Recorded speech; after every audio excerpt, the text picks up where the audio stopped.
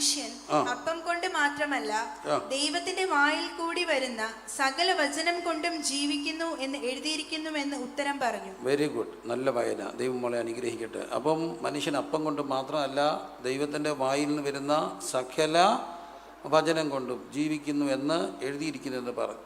അപ്പം ദൈവത്തിൻ്റെ വചനം വായിച്ചാലുള്ള ഗുണങ്ങളാണ് ഞാൻ പറയാൻ പോകുന്നത്. ഒന്നാമത്തെ ഗുണമാണ് അത് നമുക്കൊരു ബെറ്റർ ലൈഫ്, നല്ലൊരു മാർഗദർശനം തരും, ജീവനായി മാറും.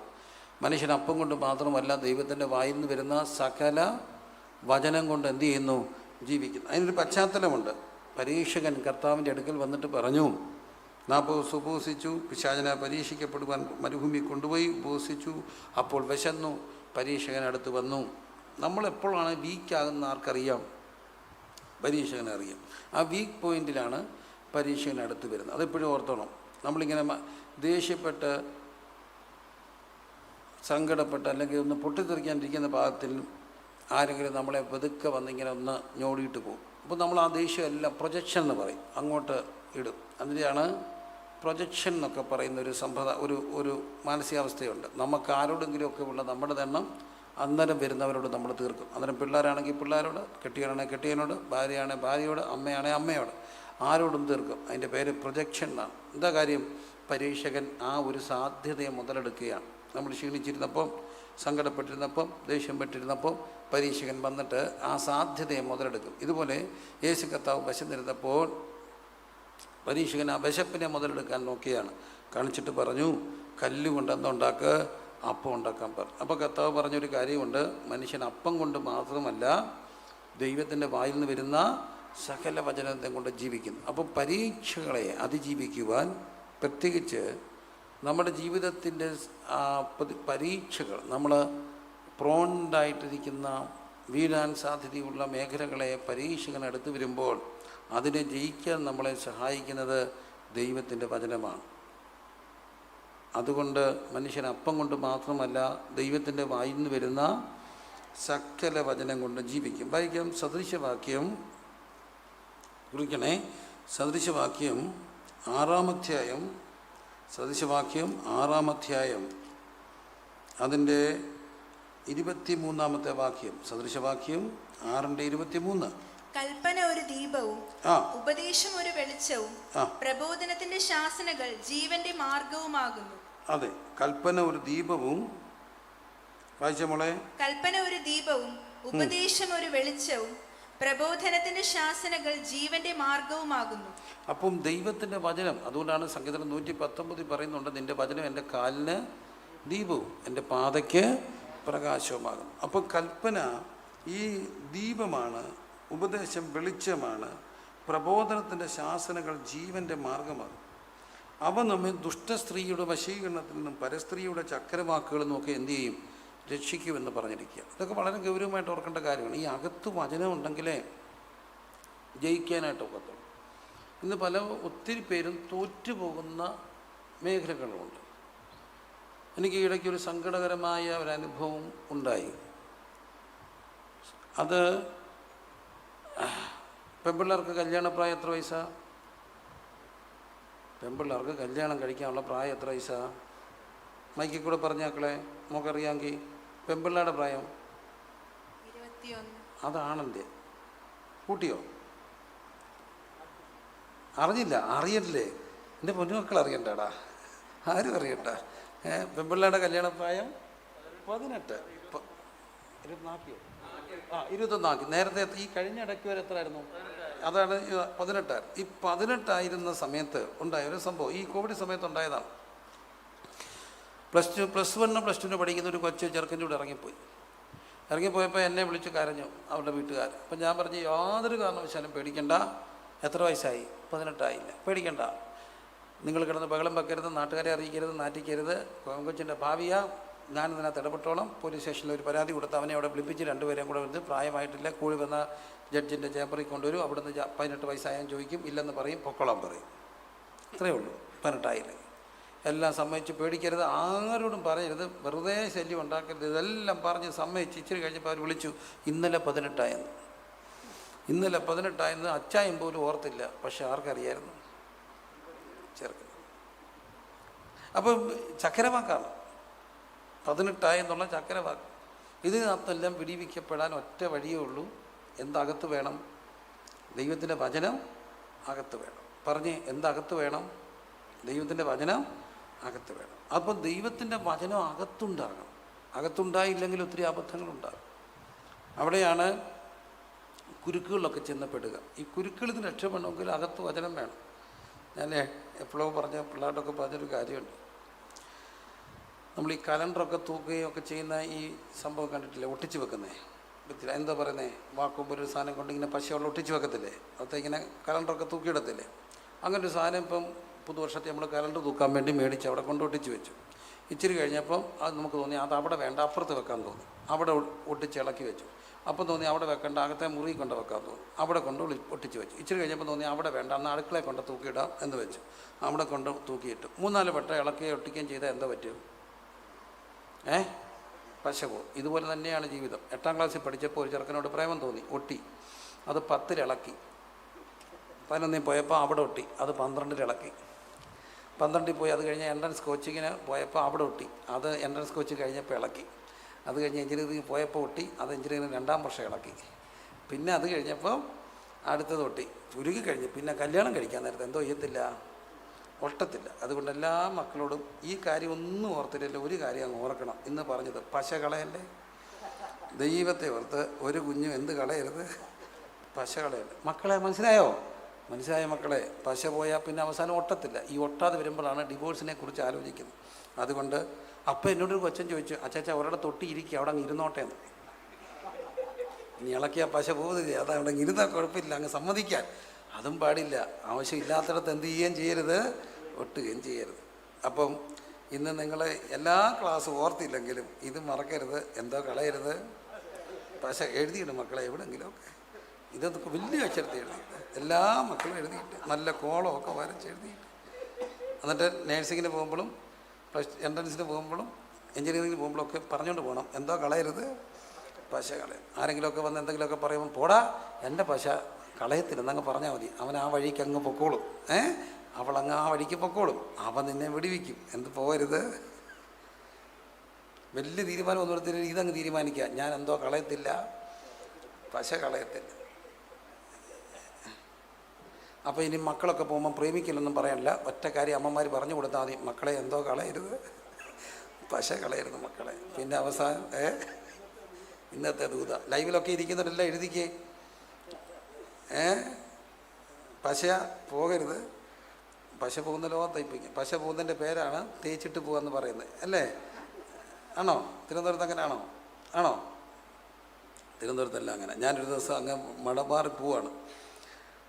രാത്രി പോവുക, വെളുപ്പിനെ ചെല്ലണം. അപ്പോൾ ഇച്ചിരി നേരത്തെ എന്നിട്ട് അവിടെ കിടന്ന് റെസ്റ്റ് എടുത്തിട്ട് പോകാമെന്ന് വെച്ചുകൊണ്ട് പോകുമ്പോൾ ഒരു 1:30 കഴിഞ്ഞപ്പോൾ എന്നെ ഒരു പയ്യൻ കരഞ്ഞുകൊണ്ട് വിളിച്ചു. അവൻ ആ തൃശ്ശൂർ ഭാഗത്ത് അവിടുന്ന് ഇവിടുന്ന് വിളിക്കുന്നത്. അച്ഛാ എനിക്കിപ്പോൾ അച്ഛൻ. ഞാൻ ചോദിച്ചു നീ ആരാണ്? ഞാൻ പറഞ്ഞ അച്ഛൻ എന്നെ അറിയാം, ഇന്നതാണ്, അങ്ങനെയാണ്, ഇങ്ങനെയാണ്. ശരി, എല്ലാ മക്കളെ ഈ രാത്രി എനിക്കിപ്പം കാണണം.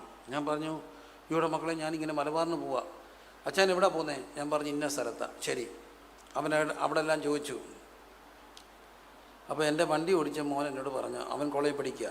അതുകൊണ്ട് പറഞ്ഞു എൻ്റെ പൊന്നച്ച ഈ കരച്ചിൽ കേട്ടിട്ട് ഇത് തേപ്പ് കിട്ടിയതാണ്, എനിക്കറിയത്തില്ല ഭാഷ. അപ്പം ഞാൻ ചോദിച്ചു അതെന്തുവാടാ? അതായത് പണ്ട് ആൺപിള്ളേർ പെൺപിള്ളേർ തേച്ചിട്ട് വരുന്നു, ഇപ്പം നേരെ തിരിച്ചാണ്. ഇപ്പം ഒരേ സ്ഥലത്ത് 3-4 എണ്ണത്തെ സെറ്റ് ചെയ്ത് പരസ്പരം അറിയാതെ ആര് വെക്കും? പെൺപിള്ളേർ വെക്കും. എന്നിട്ട് പെൺപിള്ളേർ എന്ത് ചെയ്തിട്ട് പോവും? തേച്ചിട്ട് പോകും. ഇവൻ ആദ്യത്തെ തേപ്പായതിൻ്റെ കരച്ചില്ല, 3-4 എണ്ണം കിട്ടുമ്പോൾ ഓക്കെ ആയിക്കോളും എന്ന് പറഞ്ഞു. അപ്പോൾ സത്യത്തിൽ അത് തേപ്പായിരുന്നു. രാവിലെ ഞാൻ നിലമ്പൂരി വന്നപ്പോൾ ഇപ്പം ബൈക്കിൽ അവിടെ വന്ന് നിൽക്കുന്നു എന്നെ കാണാൻ വേണ്ടി. പാവം കൊച്ചൻ, തേപ്പ് കിട്ടിയതാണ്. അപ്പം തേച്ചിട്ടൊക്കെ പോകുമ്പോൾ ഓർത്തോണേ, ഇതെല്ലാം ദൂരവ്യാപകമായ പ്രത്യാഘാതങ്ങളുണ്ടാക്കും. ചിലർക്കത് മാനസിക ഡിപ്രഷനിലേക്ക് കൊണ്ടുപോകും. അപ്പോൾ ഇതിൽ നിന്നെല്ലാം രക്ഷപ്പെടാൻ കല്ലുകൊണ്ട് അപ്പം ഉണ്ടാക്കാൻ പരീക്ഷയും വരുമ്പോൾ ഒറ്റ കാര്യം ഓർത്തോണം, ദൈവത്തിൻ്റെ വചനം നമ്മുടെ അകത്തുണ്ടെങ്കിൽ പല വഴികളെയും സൂക്ഷിച്ച് ഒഴിയാനായിട്ട് കഴിയും. അതിനെന്ത് വേണം? അപ്പം കൊണ്ട്, കല്ലുകൊണ്ട് അപ്പം ഉണ്ടാക്കാനാണ് പിശാചി വരിക. കല്ലുകൊണ്ട് അപ്പം ഉണ്ടാക്കിയാൽ ദഹിക്കുമോ? ഇല്ല. വയർ അപ്സെറ്റാകും, അത് അപ്പൻഡിസൈറ്റിസ് ആവും, രോഗമാകും, അത് പ്രശ്നമാകും. പിശാചിങ്ങനെ കല്ലുകൊണ്ട് അപ്പം ഉണ്ടാക്കിയാണ്. ഓരോ കാലഘട്ടത്തിലും ഓരോന്ന് ഉപയോഗിച്ച് കല്ലുകൊണ്ട് അപ്പം ഉണ്ടാക്കുക. ഒത്തിരി പേരെ പ്രണയത്തിൻ്റെ കുരുക്കളിപ്പെടുത്തി, ഒത്തിരി പേരെ മയക്കുമരുന്നിൻ്റെ കുരുക്കപ്പെടുത്തി. മയക്കുമരുന്നൊക്കെ ഉപയോഗിക്കുന്ന മക്കളൊക്കെ എന്തിനാ ഉപയോഗിക്കുക? എന്തോ ഒരു വാക്കും ശൂന്യത മാറ്റാൻ വേണ്ടി കല്ലുകൊണ്ട് അപ്പം ഉണ്ടാക്കാൻ പിശാചി വന്ന് പറയുക, കല്ലുകൊണ്ട് അപ്പം ഉണ്ടാക്കാൻ. അത് നിങ്ങളെ ഒത്തിരി നല്ലതാക്കും, ഒത്തിരി ഓർമ്മ കിട്ടും, ഒത്തിരി ക്രിയേറ്റീവാക്കും എന്നൊക്കെ പറഞ്ഞ് കല്ലുകൊണ്ട് അപ്പം ഉണ്ടാക്കാൻ പറയുമ്പോൾ നമ്മുടെ അകത്ത് നാം പറയണം, ഞാൻ അപ്പം കൊണ്ട് മാത്രമല്ല ദൈവത്തിൻ്റെ വായിൽ നിന്ന് വരുന്ന സകല വചനം കൊണ്ടും ജീവിക്കും. അങ്ങനെ വചനം കൊണ്ട് ജീവിക്കണമെങ്കിൽ എന്ത് വേണം? ദൈവത്തിൻ്റെ വചനം ഉള്ളിൽ വേണം. 2, ദൈവവചനം വായിച്ചാൽ ദൈവത്തിൻ്റെ വചനത്തെ അനുസരിക്കുവാൻ അത് നമ്മളെ സഹായിക്കും. സങ്കീർത്തനം 119, സങ്കീർത്തനം 119 ശ്രദ്ധിച്ച് കേൾക്കണേ. സങ്കീർത്തനം 119 9 മുതലുള്ള വാക്യങ്ങൾ.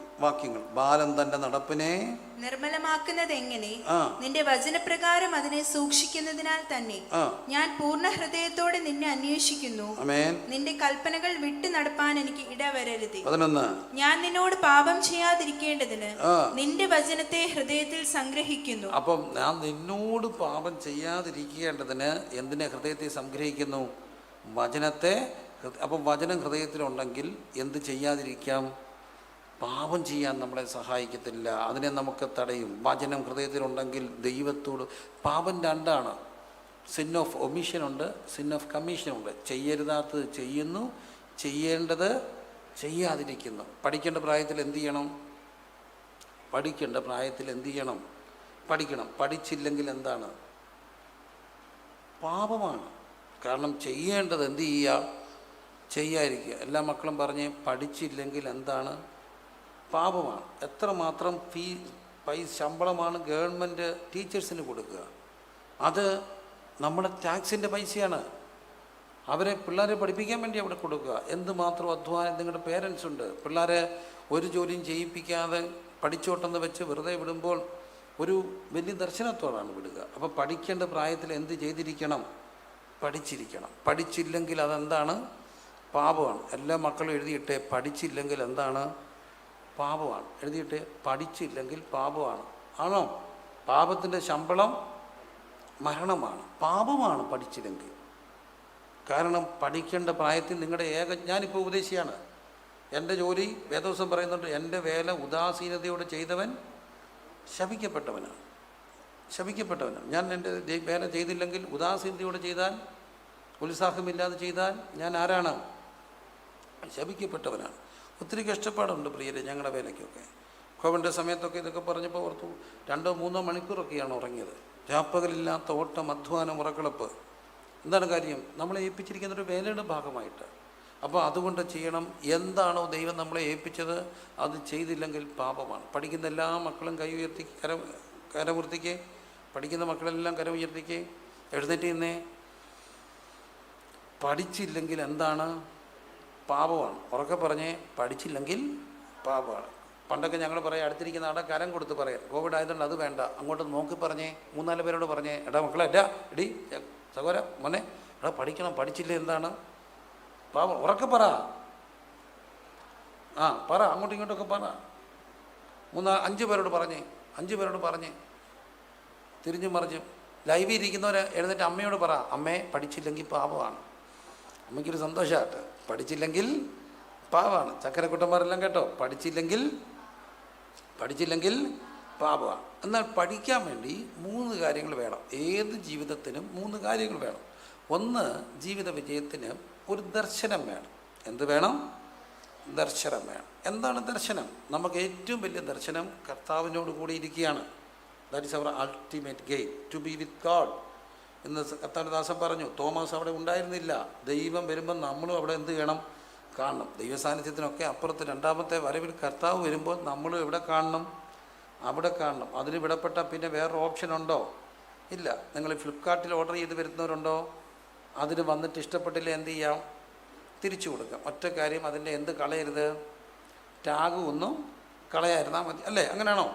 കൊടുക്കാം. അത് കൊടുക്കാം. നിങ്ങൾക്കൊരു വണ്ടി മേടിച്ചു, ഇഷ്ടപ്പെട്ടില്ലെങ്കിൽ വിൽക്കാം.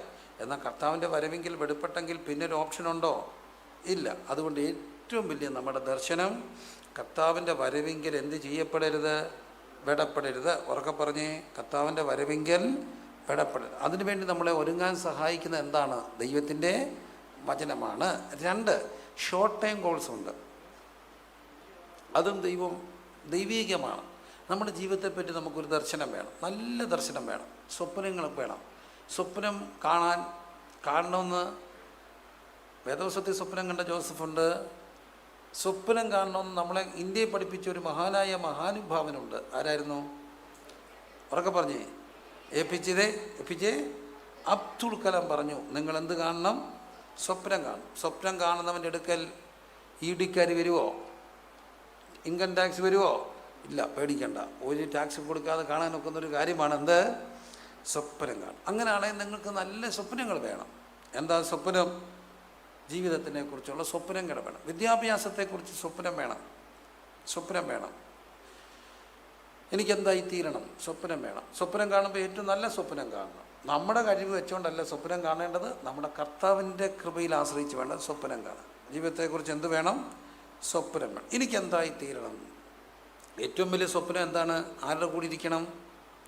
കർത്താവിനോട്. ഉറക്കെ പറഞ്ഞേ, ആരുടെ കൂടി ഇരിക്കണം? കർത്താവ്.